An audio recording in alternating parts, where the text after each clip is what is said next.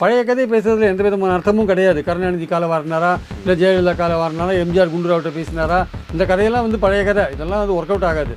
இன்றைக்கி என்ன, இன்றைக்கி நமக்கு மேகதாது கட்டக்கூடாது. கர்நாடகாவில் ஒன்றுபட்டு எல்லாருமே ஆல் பார்ட்டி மீட்டிங் போட்டுட்டாங்க. இங்கே எதுவுமே போடலை. நீங்கள் காவேரிக்கு ஆல் பார்ட்டி மீட்டிங் போடாத, நீங்கள் இப்போ தொகுதி மறுசீரமைப்புக்கு ஆல் பார்ட்டி மீட்டிங் போடுறீங்க. எது முக்கியம்? திமுகவுடைய எண்ணம் இருக்குது, இவங்க கூப்பிட்டு மறுசீரமைப்பை எதிர்க்கணும் அப்படின்னு ஒரு விஷயத்தை நாளைக்கு தீர்மானம் போட்டாங்கன்னா அந்த கமிட்மெண்ட்டை இவங்க மாட்டிக்க வேண்டாம்ல. அதனால் இவங்களை சங்கடப்படுத்துறதுக்காக ஒரு மீட்டிங்கை போட்டாங்க. மீட்டிங் போட வேண்டியது காவேரிக்கு, போடுறது வந்து டீலிமிட்டேஷனுக்கு. நான் கேட்டது பலாக்கா, நீ கொடுக்குறது கலாக்கா. ஓகே, இதனால் ஏதாச்சும் பயன் இருக்கும்ட்டு விஜய் எதிர்பார்க்குறேன்னு நினைக்கிறீங்களா? பாலிடிக்ஸ் எல்லாமே பாலிடிக்ஸ் தான் சார். தமிழ்நாட்டுக்கு உதவி பண்ண மாட்டாங்க. அவங்களுக்கு கர்நாடகா கவர்மெண்ட் தான் முக்கியம். ஏன்னா கர்நாடகாவில் அவங்க ஆட்சிக்கு வரதுக்கான வாய்ப்பு இருக்குது. இன்றைக்கி காங்கிரஸ் ஆட்சியில் இருக்குது, நாளைக்கு பிஜேபி ஆட்சிக்கு வரலாம். அதனால் அவங்க 2 பேர் தமிழ்நாட்டுக்கு தண்ணி விடணும், மேகதாது கட்ட வேண்டாம்னு சொல்லவே மாட்டாங்க. நமக்கு விடிவு காலன்றது வந்து காவேரி ஆணையமோ அல்லது சுப்ரீம் கோர்ட்டோ தான். அது வந்து விஜய்க்கு அது வந்து புரிஞ்சிருக்கும். ஏன் வந்து பேச்சுவார்த்தைன்ற ஒரு விஷயத்தை அவர் கையில் எடுத்தாருன்றது நமக்கு தெரியல.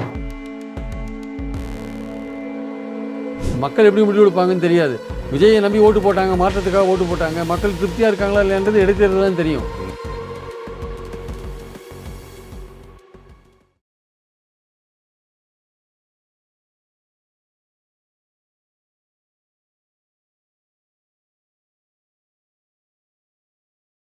இன்றைய நேர்காணலில் நம்முடன் இணைந்திருப்பவர் மூத்த பத்திரிகையாளர் திரு கல்கி பிரியன் அவர்கள். சார் வணக்கம் சார். வணக்கம் சார். சார், இப்போது சட்டப்பேரவை நடந்துக்கிட்டு இருக்கு.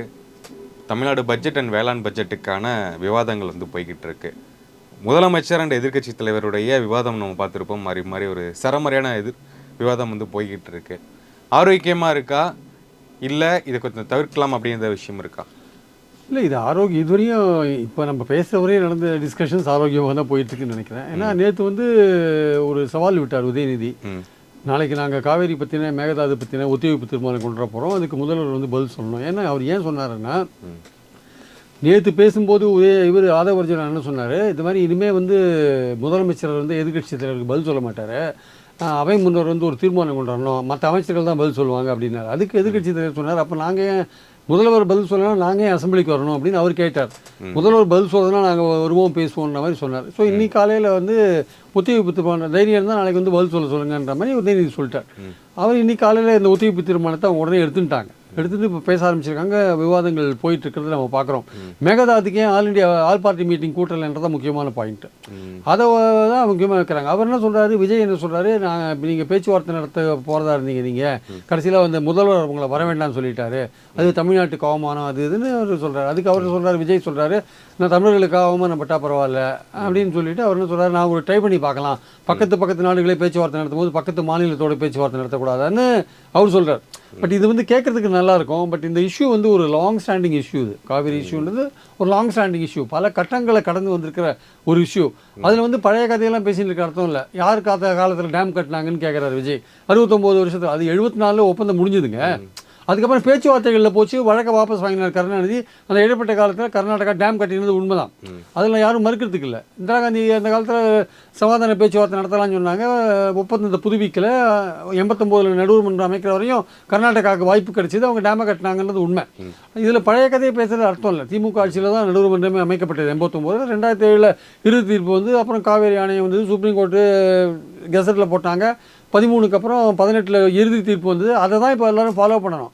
அந்த 2018 சுப்ரீம் கோர்ட் தீர்ப்பை பேஸாக வச்சு தான் எல்லாம் பேசணும். பழைய கதையை பேசுறதுல எந்த விதமான அர்த்தமும் கிடையாது. கருணாநிதி கால வாரினாரா, இல்லை ஜெயலலிதா கால வாரினாரா, எம்ஜிஆர் குண்டுராவ்கிட்ட பேசினாரா, இந்த கதையெல்லாம் வந்து பழைய கதை. இதெல்லாம் வந்து ஒர்க் அவுட் ஆகாது.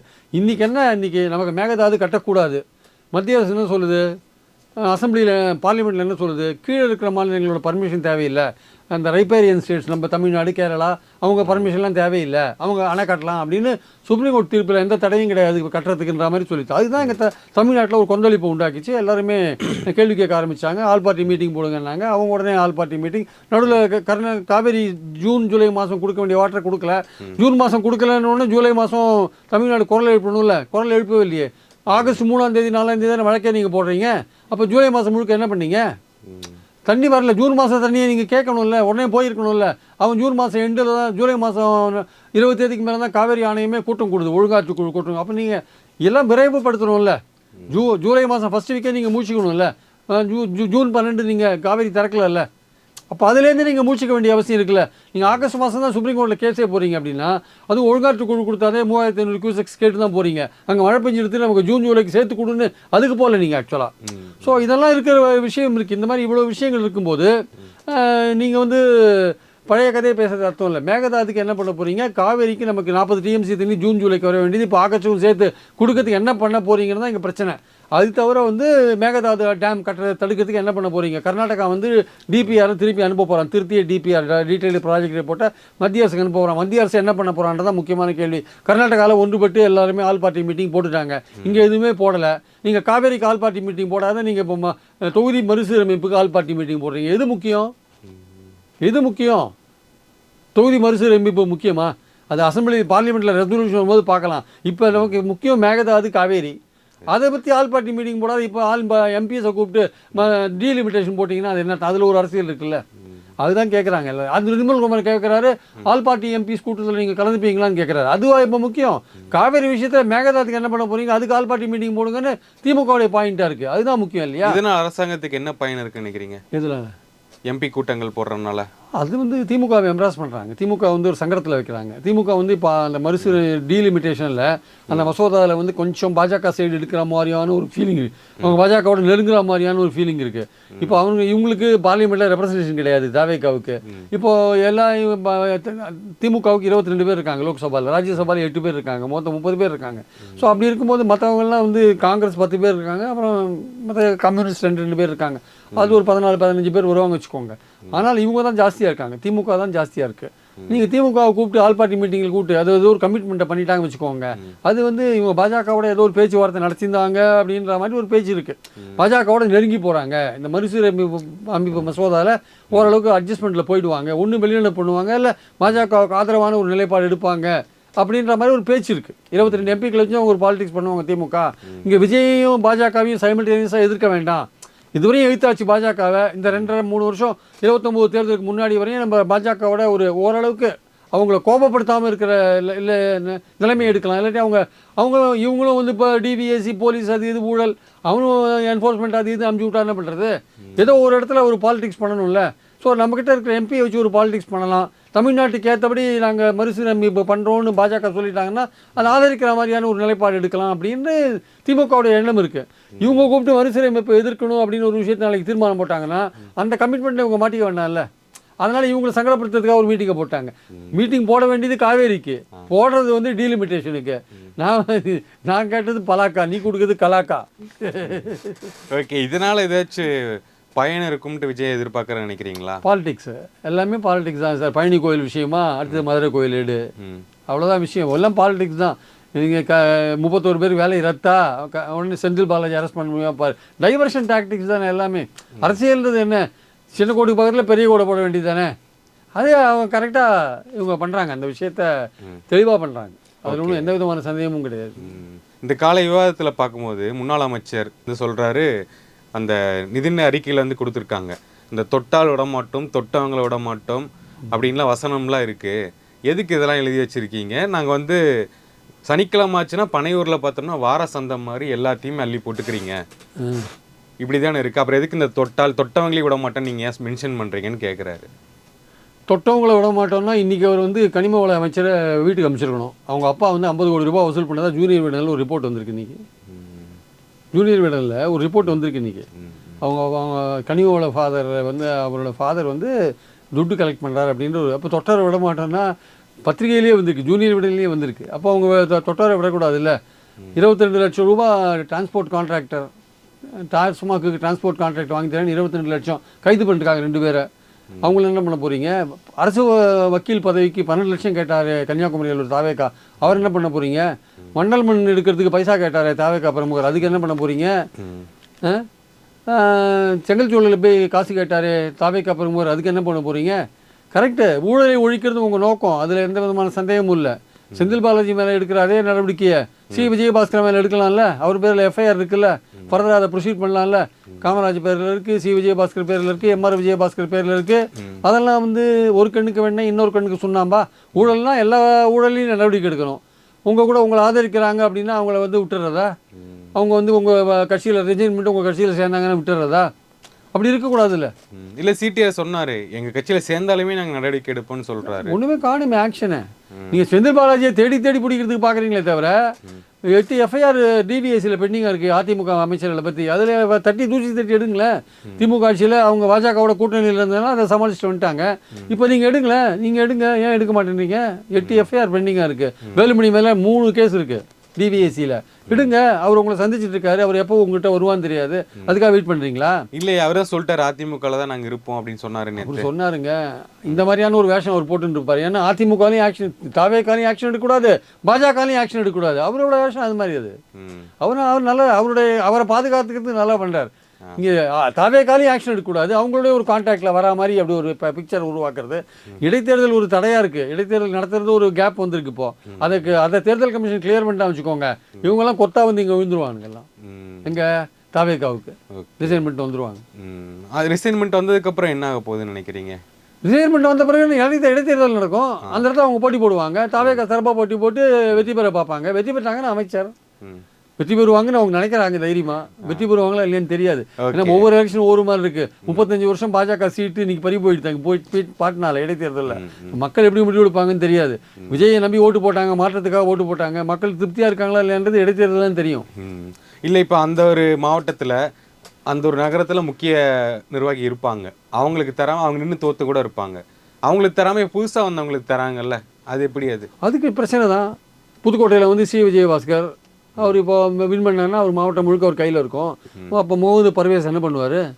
அவர் அந்த காலத்துல நான் போஸ்டர் ஓட்டினேன், பாலாபிஷேகம் பண்ணேன், கட் அவுட்டுக்கு போட்டேன், அவர் மச்சான் பேசிக்கிறாங்க, மாப்பிள்ள மாமா மச்சான் மாப்பிள்ளைங்கிறாங்க. அதெல்லாம் பேசுவாங்க. பேசு அரசியல்னு வரும்போது வேற சார். அது எல்லாம் பேசிக்கலாம், எவ்வளோ வேணா பேசிக்கலாம். பவர் சென்டர்னு வரும்போது நீ பெரியவனா நான் பெரியவனான்னு வரும்போது, நான் எத்தனை வருஷமா பாலிடிக்ஸ் பண்ணுறேன், நீ என்னைக்கு வந்த? நீ விஜய் ரசிகர் மன்றத்தில் இருக்கலாம், பாலாபிஷேகம் பண்ணியிருக்கலாம், கட் அவுட்டு போஸ்டர் ஓட்டியிருக்கலாம், எல்லாம் பண்ணியிருக்கலாம், தோரணம் கட்டியிருக்கலாம். ஆனால் நான் அந்த காலத்துலேருந்து இருக்கேன்ல, எனக்கு உரிய மரியாதை கொடுக்கணும்னு விஜயபாஸ்கர் வரமாட்டாரா? எம்ஆர் விஜயபாஸ்கர் கரூரில் வரமாட்டாரா? கடம்பூர் ராஜு கோவில்பட்டியில் வரமாட்டாரா? எல்லாம் வரதானே செய்வாங்க. அதெல்லாம் பிரச்சனை வரதான் செய்யும் அவங்களுக்குள்ள. அந்த பழைய ஆட்கள் தாவேக்கா ஆட்களையும் அதிமுக இந்த ஆட்களையும் நீங்கள் அக்காமடேட் பண்ணுறதுன்றது விஜய்க்கு ஒரு கஷ்டமான காரியம் தான் ஆக்சுவலாக. இப்போ நீங்கள் சொன்னீங்க இவ்வளோ அமைச்சர்கள் மேலே வந்து காசு கேட்டிருக்காங்க, நிர்வாகிகள் காசு கேட்குறாங்கன்னு சொல்கிறீங்க. இதெல்லாம் பேப்பரில் வந்து தான் நான் சொல்கிறேன். எஸ், பேப்பரில் வந்திருக்குன்னு சொல்கிறீங்க. இன்றைக்கி இப்போ சட்டமன்றத்தில் ஆதரவு நான் சொல்கிறாரு, எங்கள் அமைச்சர்களோ சட்டமன்ற உறுப்பினர்களோ யாருமே இது வரைக்கும் காசு கேட்டதில்லை, வாங்கினதில்லைன்னு சொல்கிறாரு. இல்லை, இதெல்லாம் தாவேக்கா நிர்வாகிகள் நான் சொன்னதெல்லாம். இப்போ அமைச்சர் அப்படின்றது அமைச்சர் அப்படின்னு இப்போ ஒரு எல்லாத்தையுமே சொல்கிறார். நிர்வாகிகள் எம்எல்ஏக்கு எல்லாத்தையுமே மென்ஷன் பண்ணுறாரு. இல்லைங்க, அது இல்லைங்க. நம்ம வந்து அமைச்சர் நேரடியாக போய் எல்லாம் வாங்குவார் நான் சொல்கிறோம். நம்ம அப்படிலாம் யாருமே சொல்லவே இல்லையே. அமைச்சர் நேரில் போய் எல்லாத்துக்குமே அமைச்சர் நேரில் போய் வாங்குவார். அது மாதிரியான குற்றச்சாட்டுகள் வருது அப்படின்றதான் பாயிண்டிங்க. அந்த குற்றச்சாட்டுகள் வராத பார்த்துக்கணுன்றதான் நீங்கள் நம்ம சொல்கிறோம். நம்ம இல்லையா, குற்றச்சாட்டுகள் வராத இருக்கணும் தான் சொல்கிறோம். நம்ம நீங்கள் வந்து ஒரு குற்றச்சாட்டுகள் வருதுன்னா அதை தடுக்க வேண்டிய கடமை உங்களுக்கு இருக்குல்ல. ஏன்னா இது வந்து இன்னைக்கு வந்திருக்கு, ஜூனியர் விடலில் இன்றைக்கி வந்திருக்கு. ஓகே, அதை நீங்கள் வந்து பார்க்கணும்ல. அப்போ அது என்ன ஆக்ஷன் எடுக்க போகிறீங்க? வசூல் வேட்டையில் தாது அமைச்சரின் தந்தை காரசாரமான உணவுக்கு பெயர் பெற்ற தொகுதியில் வெற்றி பெற்றவருக்கு தாதுத்துறை ஒதுக்கப்பட்டிருக்கிறது. அமைச்சர் பெயரை சொல்லி அவரின் தந்தையே வசூல் வேட்டையில் இறங்கியிருக்கிறார். தமிழகம் முழுவதும் ஏரிகளில் சவுடு மண் எடுப்பதற்கான ஒப்பந்தத்தை பெற்றதாக சொல்லி இதுவரை 50 கோடி ரூபாய்க்கு மேல் வசூலித்து விட்டார் அமைச்சரின் தந்தை. அதில் கிருஷ்ணகிரியைச் சேர்ந்த ஒரு மார்பிள் தயாரிப்பு நிறுவனம் மட்டும் 30 கோடி கொடுத்திருக்கிறது என்கிறார்கள். ராமுகாவின் 2ஆம் கட்ட சொல்கிறார்கள். தாவேக்காவின் 2ஆம் கட்ட தலைவர்களில் சிலர். அள்ளி குவிக்கும் நிர்வாகிகள், கடிவாளம் போடும் முதல்வர் என்ற ஜூவி கவர் ஸ்டோரியிலிருந்து. ஸோ என்ன அர்த்தம் இதுக்கு? ஏதோ ஒன்று நடந்துட்டு தானே இருக்குது. கீழ் லெவலையும் லஞ்சம் ஒழிஞ்ச பாடு இல்லை சார். இவங்க சொல்கிற மாதிரி கீழ் லெவலையும் இன்றைக்கி காலையில் கூட பேசியிருந்தோம். அதிகாரிகள் கான்ட்ராக்டர்கிட்ட துட்டு வாங்கிட்டு தான் இருக்காங்க. 10.4 இன்றைக்கி அதால் ஒருத்தர் சொன்னார் விழுப்புரம் மாவட்டத்தில் 10.4%. 4% அதிகாரிகளுக்கு, 10% அரசியல்வாதிகளுக்கு, உள்ளூர் அரசியல்வாதிகளுக்குன்னு அதிகாரிகள் நேற்று கூட ஒரு டெண்டரில் வாங்கினாங்க சார், கேட்டு வாங்கினாங்கன்னு விழுப்புரத்தில் சொல்கிறாங்க ஒருத்தர். இதெல்லாம் நடக்காதில்லை, நடக்க தான் செய்யுது. பாட்டில் 10 ரூபான்றது நடக்க தான் செய்யுது. நான் என்ன சொல்கிறேன், ஒரு முயற்சி எடுக்கிறார் முதல்வர் ஊழலை ஒழிக்கிறதுக்கு அப்படின்னா, ஊழலை ஒழிக்கிறதுக்குன்னா முதல்ல உங்கள் கட்சி மட்டத்துலேருந்து தானே ஒழிக்கணும். ஆக்சுவலாக நீங்கள் அதிகாரிகள் அடுத்த கட்டம், கட்சியில் வந்து ஒழுங்காக இருக்கணும்ல. இப்போ இந்த மாதிரியான விஷயங்கள்லாம் ஏன் வெளில வருது? தாது அமைச்சரின் அப்பா வந்து வசூலிக்கிறாருன்னா தாது அமைச்சரே வசூலிக்க மாட்டார், அப்பா வசூலிக்கிறார் அப்படின்னா ஏன் வருது? அது மாதிரி ஸோ அதனால் வந்து கொஞ்சம் கேர்ஃபுல்லாக இருக்க வேண்டிய அவசியம் இருக்குது. நீங்கள் வாயில் பேசினா மட்டும் போகாது, செயலில் காமிக்கணும்ல. இல்லை இப்போ சொல்கிறாங்களே கவர்மெண்ட் ஆஃபீஸில் லஞ்சம் இல்லை, க்ளீனாக இருக்குது, க்ளீன் கவர்மெண்ட்டாக இருக்குது அப்படிலாம் அவங்க சொல்கிறாங்க சார். அப்படிலாம் இருக்கிற மாதிரி தெரியல. ஆர்டிஓ ஆஃபீஸில் கேட்டால் இன்னும் அதே மாதிரி தான் இருக்குன்றாங்க. எனக்கு தெரிஞ்ச ஒருத்தர் ஒரு 2 மாவட்டத்தில் சொன்னால் பேர் சொல்லி கண்டுபிடிச்சிருவாங்க. டிரைவிங் ஸ்கூல் வச்சுருக்காரு. 2-3 மாவட்டங்களில் டிரைவிங் ஸ்கூல் வச்சுருக்காரு. அவர் சொல்கிறார், நாங்கள் தானே சார் வாங்கி கொடுத்துருக்கோம் ஆர்டிஓக்குன்றார் அவர். நாங்கள் தான் கொடுத்துட்டுருக்கோம், நேற்று கூட கொடுத்தோம் அப்படின்றாரு அவர். ஏன்னா அப்போ எதை நம்புறது நம்ம நமக்கு நேரடியாக வர தகவல் தான் நான் சொல்கிறேன். எனக்கு நேரடியாக வர தகவலை சொல்கிறேன். அவங்க டிரைவிங் ஸ்கூல் வச்சுருக்கிறவங்க தான் வந்து ஆர்டிஓவுக்கு துட்டு வாங்கி கொடுக்குறவங்களாம் இருப்பாங்க. அவங்க வாங்கி கொடுக்குறோன்னு சொல்கிறாங்க. அவங்க இதெல்லாம் எங்கே நடக்குது? சில இடத்துல சொல்கிறாங்க, இல்லைங்க நாங்கள் போனாங்க, பட்டா வந்து எங்களுக்கு எந்த விதமான துட்டுன்னு கேட்கலைங்க, பட்டா உடனே கிடச்சி போச்சுன்னு சில பேர் சொல்கிறாங்க. சில பேர் சொல்கிறாங்க எங்களுக்கு சீட் கொடுத்து உட்கார வச்சாங்க எங்களுக்கு அப்படின்னாங்க. சில பேர் ஆன்லைன் ரிஜிஸ்ட்ரேஷனில் வந்து ஒரு பிரச்சனை இல்லை, க்ளீனாக பண்ணிட்டோம், இந்த பத்திரப்பதிவு பண்ணிட்டோம் அப்படின்னு சில பேர் சொல்கிறாங்க. சில பேர் சொல்கிறாங்க பட்டாக்காக கேட்டோம் சார், எங்களை வர சொல்லிட்டாங்க, அதே அமௌண்ட் தான் சார் எதிர்பார்க்குறாங்க அப்படின்னு சில பேர் சொல்கிறாங்க. இப்போ எது உண்மை? அப்போது எது உண்மைன்னு தெரியல. கீழ்மட்டத்தில் வந்து ஒரு ஆட்சி மாறித்துனா ஒரு 1-2 மாதங்கள் வந்து இந்த அதிகாரிகள் கொஞ்சம் நேரடியாக வாங்குறதுக்கு கொஞ்சம் தயங்குவாங்க. ஏன்னா இந்த கவர்மெண்ட் எப்படி இருக்குது, எவ்வளோ ஸ்ட்ரிக்டாக இருக்குது, அதெல்லாம் பார்ப்பாங்க. பார்த்துட்டு ஒரு மாமூல் வாழ்க்கைக்கு வரதுக்கு ஒரு 2-3 மாதம் ஆகும். மாமூல் வாழ்க்கைக்கு வரதுக்கு 2-3 மாதம், அந்த மாமூல் வாழ்க்கைக்கு 2-3 மாதம் கழிச்சு தான் வருவாங்க. அந்த கேப் தான் இது ஆக்சுவலாக. இப்போ எதுக்கு அந்த கேப்பு? இந்த கேப்பில் சில பேர் வாங்குவாங்க, சில பேர் வாங்க மாட்டாங்க. வாங்காதவங்களும் இருப்பாங்க, வாங்குறவங்களும் இருப்பாங்க. ஆனால் 3-4 மாதம் கழிச்சு தான் மொத்தமும் இந்த பழையபடி தான் இருக்கா இல்லை புதுசாக மாறி இருக்கான்றது ஒரு 4-5 மாதம் கழிச்சு தான் தெரியும் ஆக்சுவலாக. ஓகே, இன்னைக்கு முன்னாள் அமைச்சர் சொல்கிறாரு, சோஷியல் மீடியானால தான் வந்து நீங்கள் ஜெயிச்சிங்க, அதை நாங்கள் சரியாக பயன்படுத்தாதனால நாங்கள் இங்கே உட்காந்துக்கிட்டு இருக்கோம் அப்படிங்கிறாரு. சரிங்களா, இந்த விவாதம் வந்து இப்போ எல்லா பக்கமும் ஆரம்பிச்சது. டிவி டிபேட்டில், யூடியூப் டிபேட்டில் ஆரம்பித்து இப்போ சட்டப்பேரவையிலையும் வந்திருக்கு. அப்படிங்கும்போது அது சொல்லும்போது முதல்வர் வந்து லைட்டாக அப்படியே சிரிச்சுக்கிட்டே தான் பார்த்துக்கிட்டு இருக்காரு. அதை வந்து அக்செப்ட் பண்ணிக்கிறாங்களா? சோஷியல் மீடியா அவங்களுக்கு ரொம்ப இதாக இருக்குது சார். அவங்க ரீல்ஸ் போடுறதுல ரொம்ப பிஸியாக இருக்காங்க. வெளிப்படைத்தன்மை இந்த கவர்மெண்ட் கிடையாது. என்ன வேணால் ரீல்ஸ் போடலாம், யார் என்ன நினைக்கிறாங்கன்னே தெரியல. முதல்வர் விஜய் இப்போ தான் அசம்பிளியில் இன்றைக்கி தான் பதிலெலாம் பேசுகிறார். பேப்பர்லாம் படிக்கலையான்னு எதிர்கட்சிக்காரரை கேட்குறாரு. பேப்பர் நாங்கள் குறுவை தொகுப்பு கொடுத்துருக்கோமே, நீங்கள் பேப்பரில் படிக்கலையான்னு கேட்குறாரு. நான் கேட்டது குறுவை தொகுப்பு இல்லைங்க, விவசாயிகளுக்கு வறட்சி நிவாரணம் என்னன்னு கேட்குறேன். குறுவை தொகுப்பு எல்லா கவர்மெண்ட்டும் கொடுக்கறதான், வறட்சி நிவாரணம் என்னாச்சுன்னு தான் கேட்குறேன்னு திருப்பி அடிக்கிறாரு உதயநிதி ஆக்சுவலாக வந்து. ஸோ அதனால் இவர் கேட்குறாரு, இவர் வந்து நான் வந்து அவமானம்லாம் பார்க்க மாட்டேன், பக்கத்து மாநிலத்தில் போய் பேசுறதுக்கு ரெடியாக இருக்கேன் அப்படின்னு பழைய கதையெல்லாம் எடுத்து விட்றாரு, டேம் கட்டின கதையெல்லாம் எடுத்து விட்றாரு. ஆனால் இன்றைக்கி அது தேவையில்லை. உங்கள்கிட்ட முதலே சொன்ன மாதிரி இன்றைக்கி 2018 சுப்ரீம் கோர்ட் தீர்ப்புக்கு அப்புறம் நம்ம என்ன பிரச்சனையாக இருந்தாலும் சுப்ரீம் கோர்ட் கதவை தட்டணும், இல்லை காவேரி ஆணையத்தில் போகணும். அதுதான் பேச்சுவார்த்தைகளெல்லாம் பயன் கிடையாது. நம்பி ஏமாந்துட்டோம். கர்நாடகாவை நம்பி நம்ம பல தடவை ஏமாந்துட்டோம். அதனால் மேலே டெல்லியில் இருக்கிற இன்றைக்கி இருக்கிற பாஜகவோ அதிமுக காங்கிரஸோ தமிழ்நாட்டுக்கு உதவி பண்ண மாட்டாங்க. அவங்களுக்கு கர்நாடகா கவர்மெண்ட் தான் முக்கியம். ஏன்னா கர்நாடகாவில் அவங்க ஆட்சிக்கு வரதுக்கான வாய்ப்பு இருக்குது. இன்றைக்கி காங்கிரஸ் ஆட்சியில் இருக்குது, நாளைக்கு பிஜேபி ஆட்சிக்கு வரலாம். அதனால் அவங்க 2 பேர் தமிழ்நாட்டுக்கு தண்ணி விடணும், மேகதாது கட்ட வேண்டாம்னு சொல்லவே மாட்டாங்க. நமக்கு விடிவு காலன்றது வந்து காவேரி ஆணையமோ அல்லது சுப்ரீம் கோர்ட்டோ தான். அது வந்து விஜய்க்கு அது வந்து புரிஞ்சிருக்கும். ஏன் வந்து பேச்சுவார்த்தைன்ற ஒரு விஷயத்தை அவர் கையில் எடுத்தாருன்றது நமக்கு தெரியல. தமிழ்நாட்டில் இருக்கிற விவசாயிகள் என்ன சொன்னாங்க, நீங்கள் பேச்சுவார்த்தை நடத்தக்கூடாதுன்னு தானே சொன்னாங்க. அன்புமணி போன்றவர்கள் என்ன சொன்னாங்க, பேச்சுவார்த்தை நடத்த வேண்டாம் தானே சொன்னாங்க. திமுகவும் வேண்டாம் தானே சொன்னாங்க, அதிமுகவும் வேண்டாம் தானே சொன்னாங்க. ஏன்னா பல கட்ட பேச்சுவார்த்தைகள் கர்நாடகாவோட பல தடவை நடத்தியாச்சு சார். அதனால் எந்த பிரயோஜனம் கிடையாது. சுப்ரீம் கோர்ட்டோட தீர்ப்பு 15 வருஷம் அமுலில் இருக்கும். ஆற்றுக்கு கீழே இருக்கிற மாநிலங்கள் அப்ஜெக்ட் பண்ணால் நீங்கள் அணை கட்ட முடியாது. அவர்கள் நலன் பாதிக்கும்படி நீங்கள் நடந்துக்கூடாது. மேலே இருக்கிற மாநிலம் கர்நாடகா, அதுதான் அங்கே அடிப்படையான விஷயம். அப்போ நீங்கள் கதவை தட்ட வேண்டியது சுப்ரீம் கோர்ட்டு. அதை விட்டுட்டு நான் போய் பேசுவேன்னு ஒரு விஷயத்தை வந்து நீங்கள் வெளிப்படையாக சொல்லாமே நீங்கள் ஆரம்பிச்சிங்க. அது ஒரு மர்மமாக தான் வச்சுருந்தீங்க. சிவகுமார் சொன்ன பிறகு தான் நீங்கள் அங்கே போகிற விஷயமே தமிழ்நாட்டு மக்களுக்கு தெரிஞ்சுது. ஆனால் அதுவரை நீங்கள் தமிழ்நாடு கவர்மெண்ட் அஃபிஷியலாக வெளியிலே சொல்லவே இல்லை. அப்போ வெளிப்படைத்தன்மையை உங்ககிட்ட இல்லையா? அப்போது இன்னொரு மாநில முதல்வர் சொல்கிறாரு நீங்கள் வர வேண்டான்ட்டு. அப்போ தான் இவர் போகிற விஷயம் நமக்கு தெரியுது. ஆக்சுவலாக வந்து நீங்கள் அஃபிஷியலாக வெளில சொன்னீங்களா? அதை ஏதோ ரகசியமாக பண்ணணும்னு பார்த்தீங்க. ரகசியமாக போய் நம்ம ஒரு 2 டீம் ரகசியமா எப்படி சார் போக முடியும்? போகிற அன்னைக்கு தானே தெரியும். போகிற அன்னைக்கு தெரிஞ்சால் போகிறோன்னு நினச்சிருப்பாரு. போகிற அன்னைக்கு அவர் ஸ்பெஷல் ஃப்ளைட் ஏறும்போது அவர் கூட 10 பேர் போகிற லிஸ்ட் ஒன்று வெளில வரும். அப்போ தெரிஞ்சால் போகிறோன்னு நினச்சிட்டு இருப்பார். அதில் ஜெகதீஷ் பழனிசாமி இருப்பார், விஷ்ணு ரெட்டி இருப்பார், ஜான் ஆரோக்கியசாமி இருப்பார். இப்படி ஒரு 10-13 பேர் இருப்பாங்க. நீர்வளத்துறை செக்ரட்டரி இருப்பார். அப்படி ஒரு 10-12 பேர். அந்த லிஸ்ட்டு வந்த பிறகு தெரிஞ்சால் போகிறோம் அப்படின்னு அவர் நினச்சிட்டு இருக்கலாம் ஒரு வேளை. நம்ம பாயிண்ட் அது இல்லை. பேச்சுவார்த்தையே வேண்டான்றதான முக்கியமான பாயிண்ட்டு. பேசி ஒன்றும் பிரயோஜனம் கிடையாது. நமக்கு தீர்வுன்றது சுப்ரீம் கோர்ட் கொடுக்குறது தான். சுப்ரீம் கோர்ட் தீர்ப்பு படி கர்நாடகா நடக்கலைன்னா என்ன பண்ணுறதுன்னா அதுக்கு அரசியல் சட்டம் என்ன சொல்லியிருக்கோ அதை ஃபாலோ பண்ணணும், அவ்வளோதான். வேறு என்ன பண்ண முடியும்? அதுதான். அதனால தான் சொல்கிறோம் இந்த பேச்சுவார்த்தையெல்லாம் வேண்டாம் அப்படின்றது பாயிண்ட். அதுதான் ஆக்சுவலாக வந்து அதை வந்து அவர் புரிஞ்சுக்கணும் ஆக்சுவலாக. ஓகே, இந்த தமிழ்நாடு பட்ஜெட்டில் வந்து சாமானிய மக்கள் வந்து கொஞ்சம் அன்சாட்டிஸ்ஃபைடாக தான் இருக்காங்க. எதிர்பார்த்து கிடைக்கல அப்படிங்கிற மாதிரி தான் இருக்காங்க. நீங்கள் எதிர்பார்த்து ஏதாச்சும் மிஸ் ஆகிருக்கா? இந்த இதெல்லாம் ஏன் போடலைன்னு நீங்கள் இல்லை, அதில் சில நல்ல விஷயமும் இருக்குது சார். அதாவது கிராம பொருளாதாரத்தை இம்ப்ரூவ் பண்ணுற மாதிரி விமன் ஓட்டை வந்து தக்க வைக்கிறதுக்கு மாதிரி விஷயங்கள் நிறைய வச்சுருக்கேன். அந்த 5 ஆடு கொடுக்கறது ஃப்ரீயாக, மாடு கொடுக்கறது, அப்புறம் வந்து அந்த ஜிராம்ஜி திட்டம் நம்ம தமிழ்நாடு கவர்மெண்ட்டுக்கு ஃபைனான்ஷியல் கமிட்மெண்ட் நிறையா உண்டாக்குது. இருந்தாலும் 25 நாள் அதில் மேலே கொடுக்கணுன்றாங்க. மகாத்மா காந்தி ஊர வேலைப்பில் 100 நாள் வேலை திட்டத்திலேயே 100 நாள் யாருக்குமே கிடைக்கவே இல்லை. 40 நாள் 30 நாள் தான் கிடைக்கும். இதில் எப்படி 25 நாள் கிடைக்க போகுதுன்னு தெரியாது. அதே மாதிரி சேவை சட்டம்னு ஒன்று கொண்டு வந்திருக்காங்க. நீங்கள் ஒரு லீகல் சர்டிஃபிகேட் கேட்டு தாசில்தார் ஆஃபீஸ் போனீங்கன்னா அது 20 நாளைக்குள்ளே கொடுக்கணுன்ற மாதிரியான, அது நல்ல விஷயந்தான் அது. அப்புறம் வந்து அந்த 1 சவரன் நகை பெண்களுக்கு கொடுக்கறது நல்ல விஷயந்தான். ஆனால் அது எவ்வளோ பேர் கொடுக்க போகிறீங்க? 812 கோடி ரூபா ஒதுக்கிருக்கீங்க. அதில் வந்து 80,000 பேர் கொடுக்க முடியும் ஒரு வருஷத்தில். இந்த 8 மாதத்தில் நீங்கள் ஒரு மாவட்டத்துக்கு 2,000 பேர் தான் கொடுக்க முடியும். தமிழ்நாட்டில் ஒரு வருஷத்துக்கு 4.5 லட்சம் மேரேஜ் நடக்கதா சொல்கிறாங்க. அப்போ நீங்கள் எவ்வளோ பேர் கொடுக்க போகிறீங்க தெரியாது. அரசு ஆஸ்பத்திரியில் பிறந்த குழந்தைங்களுக்கு மோதிரம் போடுறேன்றீங்க. அதில் 510 ரூபாய் 12 கோடி ஒதுக்கியிருக்கீங்க. அதில் நீங்கள் 5,000 ரூபாய்க்கு தான் மோதிரம் போடுறீங்க. இன்றைக்கி ஒரு சவரன் விலை, ஒரு கிராம் விலை 13,000 ரூபாய். இன்றைக்கி நீங்கள் 5,000 ரூபாய்க்கு போடுற மோதிரம், சின்ன குழந்தைக்கு போடுற மோதிரம் எந்த அளவுக்கு தரத்தோடு இருக்கும்னு தெரியாது. அதெல்லாம் வந்தால் தான் தெரியும். ஒரு நல்ல எண்ணத்தில் போடுறேன்னு சொல்கிறாங்க. ஸோ அது பெண்களை கவர்ற மாதிரியான விஷயங்கள் இந்த பட்ஜெட்டில் நிறையா இருக்குது.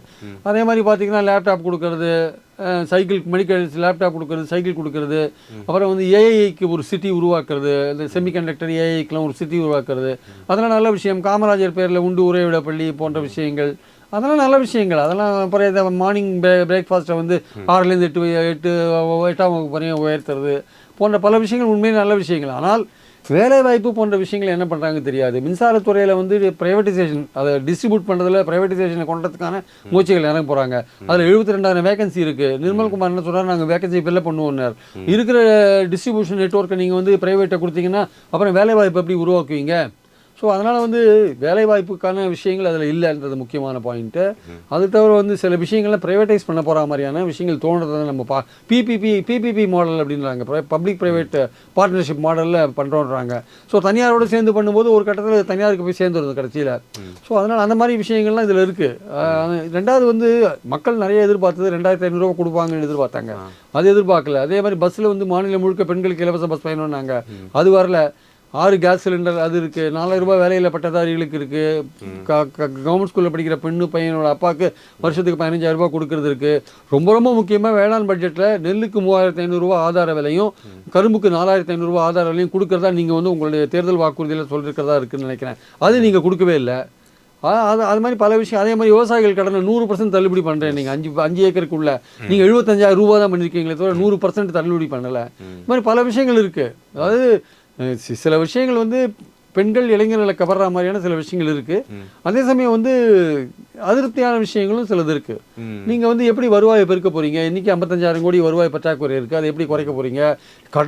கடன் திமுக கவர்மெண்ட் மேலே ஒரேடியாக ஒரு பெரிய குற்றச்சாட்டை வச்சு அந்த கவர்மெண்ட்டுக்கு எதுவுமே பண்ண தரல. நீங்கள் இன்றைக்கி நீங்கள் 1,22,200 கோடி ரூபாய் இந்த வருஷம் கடன் வாங்க போகிறதா சொல்லியிருக்கீங்களே. அப்போ நீங்கள் பண்ணுறது என்ன? ஆக்சுவலாக கடன் வாங்குறது பெரிய ஒரு ராஜ குற்றம் அப்படின்ற மாதிரி சொல்லியிருந்தீங்க. இப்போ நீங்கள் கடன் வாங்குறீங்களே, அதே விஷயம். எந்த கவர்மெண்ட்டும் கடன் வாங்கும் சார்? கடன் வாங்காத எந்த கவர்மெண்ட்டும் கிடையாது சார். ஆனால் திமுக கவர்மெண்ட் கடன் வாங்கி அப்படியே தமிழ்நாடே படுத்துக்கிச்சு அப்படின்னீங்களே. அப்போ நீங்கள் 1,22,200 கோடி கடன் வாங்குறீங்க. இந்த உங்களோட 5 வருஷம் பதவி முடியும் போது நீங்கள் 15 லட்சம் கோடி ரூபாய் கடனோட தான் தமிழ்நாட்டை விட்டு தமிழ்நாட்டை வச்சிருப்பீங்க நீங்கள். அப்படி இருக்கும்போது எதுக்காக திமுக கவர்மெண்ட்டை குறை சொல்கிறீங்க? எல்லா கவர்மெண்ட்டும் கடன் வாங்கி தாங்க ஆட்சி நடத்துது. என்ன பண்ணாங்க கடன் வாங்கினா பாருங்கள். பட்ஜெட்டில் தான் எல்லாம் போட்டிருக்காங்கல்ல, பாருங்கள் என்ன பண்ணாங்க, ஏது பண்ணாங்க, பணத்தை எப்படி செலவழிச்சாங்கன்னு தான் பட்ஜெட்டில் இருக்க. அதுக்கு எது கேட்குறீங்க? நீங்கள் ஓட்டு வாங்குறதுக்கு எல்லாம் சொல்லிட்டீங்க. பாலியல் குற்றத்துலேருந்து, சட்டம் ஒழுங்கு பிரச்சனையிலேருந்து, காவல் மரணத்துலேருந்து, கடன் வாங்குறதுலேருந்து, இன்னைக்கு எல்லாம் உங்கள் ஆட்சியில் நடக்குது இல்லை? எல்லாம் உங்கள் ஆட்சியில் நடக்குதா இல்லையா? இந்த 3 மாதத்தில் நம்ம எல்லாத்தையும் பார்த்தோமா இல்லையா? பாலியல் குற்றத்தில் தாவேக்கா காலத்தில் இன்வால்வ் ஆகிருக்காங்களா இல்லையா பாலியல் குற்றங்களில்? அதுவும் இந்த தாவேக்கா பெண் நிர்வாகிகளே கம்ப்ளைண்ட் பண்ணுறாங்களா இல்லையா? இந்த நிலைமைக்கெல்லாம் என்ன ஆக்ஷன்? ஸோ நீங்கள் தேர்தல் முன்னாடி திமுக மேலே என்னென்ன குற்றச்சாட்டுகள் வச்சிங்களோ கிட்டத்தட்ட அதெல்லாம் வந்து உங்களுக்கே ரிப்பீட் ஆகுது. சட்ட ஒழுங்கு பிரச்சனை எப்படி கையாளுறது? எல்லா ஆட்சியிலையும் அது வர்றது தானே. அது இயல்பான விஷயம் சார். ஒரு கிரைம்ன்றது வந்து க்ரோயிங் சொசைட்டியில் வளர சமுதாயத்தில் கிரிமினல் குற்றங்கள் வரதான் சார் செய்யும். அதை எப்படி நீங்கள் தடுத்து நீங்கள் ஆக்ஷன் எடுக்கிறீங்கன்னு தான் முக்கியம் ஆக்சுவலாக. இப்போ அண்ணா யூனிவர்சிட்டி நடந்தது திமுக ஆட்சி காலத்தில் அவங்க 4 மாத காலத்தில் தண்டனை வாங்கி கொடுத்தாங்க. கோயம்புத்தூர் இன்சிடென்ட் நடந்தது, அது ஒரு 5 மாத காலத்துக்கு தண்டனை வாங்கி கொடுத்தாங்க. ஒட்டப்படாரத்தில் ஒரு விஷயம் நடந்ததுன்னு நினைக்கிறேன், விளாத்திக்குளத்தில் ஒரு விஷயம் நடந்ததுன்னு நினைக்கிறேன், அது ஒரு தண்டனை வாங்கி கொடுத்தாங்க. அப்படி தான் பண்ண முடியும். சம்பவம் நடந்த பிறகு இங்கே தண்டனை வாங்கி தர முடியும். அதுதான் எல்லா கவர்மெண்ட்டும் பண்ண முடியும். நடக்கவே நடக்காதுன்னு நீங்கள் எதுவுமே சொல்ல முடியாது. ஸ்ரீவைகுண்டம் தொகுதியில் ஒரு தாவேக்கா பொம்பளை 2 பேர் என்னை கடத்தின்னு போயிட்டாங்க, எம்எல்ஏ சொல்லி தான் கடத்தின்னு போயிட்டாங்க, என்னை பாலியல் வன்கொடுமை பண்ணாங்க அப்படின்னு கம்ப்ளைண்ட்டே கொடுத்தாங்க. அந்த எம்எல்ஏ மேலே என்ன நடவடிக்கை எடுத்தீங்க? ஒன்றுமே எடுக்கலையே. பத்திரிகையாளர்களை ஒரு ரூமில் பூட்டி வச்சு அடித்தார் ராணிப்பேட்டை எம்எல்ஏ, என்ன நடவடிக்கை எடுத்தீங்க? அதே வேலூரில் ஒரு தாவேக்கா பெண் நிர்வாகி லெட்டர் எழுதினாங்க, என்னோட ஆபாச வீடியோ எடுத்துகிட்டு மாவட்ட செயலர் என்னை பயமுறுத்துறாருன்னு. என்ன நடவடிக்கை எடுத்தீங்க? எல்லாம் இருக்குல்ல. ஓகே சார், நேர்காணல் மிக்க நன்றி. அடுத்த நேர்காணல் சந்திப்போம் சார். தேங்க்யூ.